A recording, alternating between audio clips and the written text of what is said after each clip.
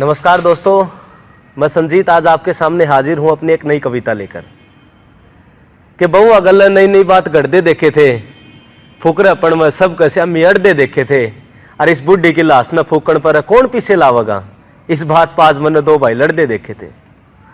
दोस्तों, यह कविता है एक माँ की जिसकी लाश न फूकण तो उसके बेटे न हट जाए।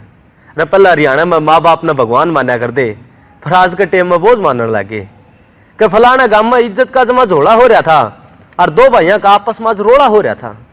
और रोड़ा इस बात का लोगों सुन के कलजा पाटा था, अपनी माँ की लाश न फूकण ताज कालू नाटा था। कालू और रमलू की इस बात पर लड़ाई थी कि सारे पीछे तू लावगा, माँ तेरे कमाई थी। और बहुआ का भी आपस में दिमाग चल था और सुन के एक बोल उनका भीतर लाल था। और गांव राम भी ओढ़े आज इकट्ठा हो रहा था, कोई स्वाद लेता तो कोई बीच में बाता न बो रहा था। और जो जिंदगी ने जीण खातिर उस गल बहुत लड़ी थी, उस बतेरी की लाश आज बीच आंगन में पड़ी थी। तो सुनो रे लोगों, जो चाड़ा कुकर होया था और किस तरह बतेरी ने जिंदगी का हाथ धोया था। जो बालक बतेरी ने सारी रात अपनी छाती पर सुआए थे, लोगा का दिहाड़ी जाजा गुठे लाला ब्याए थे, उन बालका ने सारा कर्जा मोड़ दिया और माँ होने का सारा गुरूर तोड़ दिया। रोड़ा बस छोटी सी बात न था लेके कि बुढ़ी गल्ला मैं न रहूं टपाइश ने कि मैं देखे। छोरा बोलिया, रीमा क्यों बेटे का घर न उजाड़ा है, मान ले मारा घर न क्यों बीच तो पाड़ा है। उस तरह भी बड़े का नहीं निराह कर दे, छोटे का चल जा, ठाकी खाटर को तुड़े रमलू का निरल जा।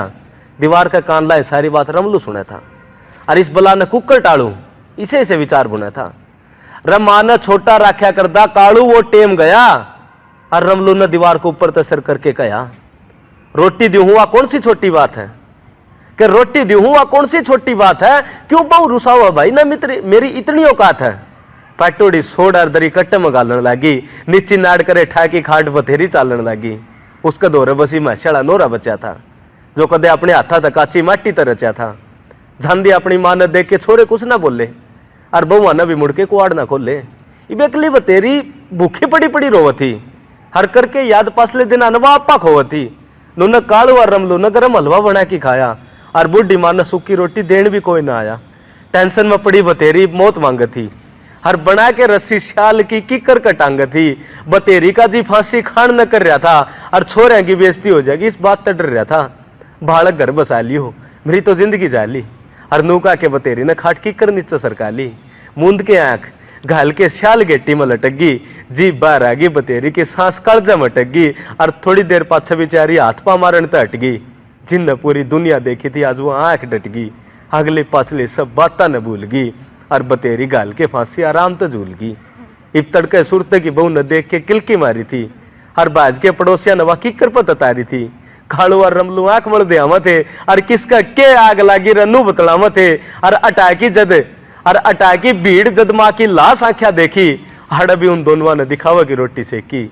आंख्या का थूक लागी दोनों झूठे रोने लगे और मर मर दो हथड़ लुगा या जुआपा कोण लगे। और 2-3 घंटे पाछे तो माहौल जमा फिल्मी था।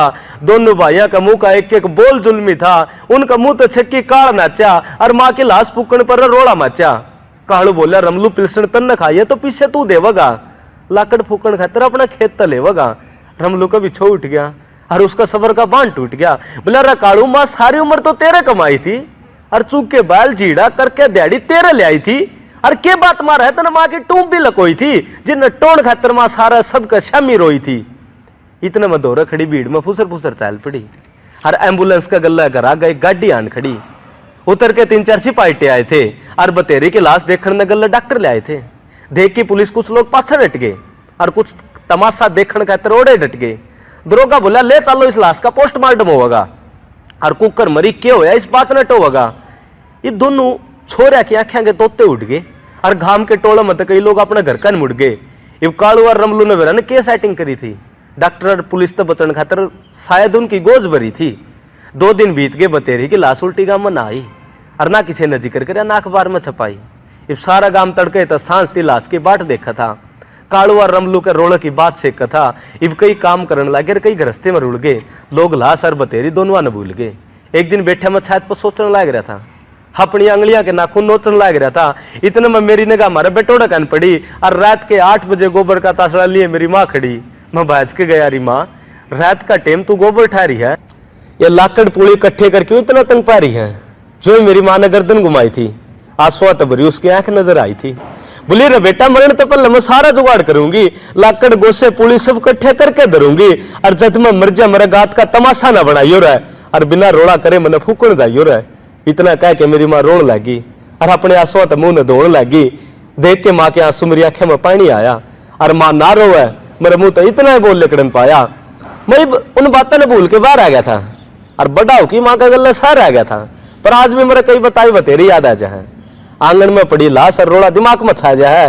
कई बार बैठा सोचूं कि गलती ताई बतेरी ना करी थी, क्यों छोड़े जाए में, और क्यों तकलीफ भरी थी।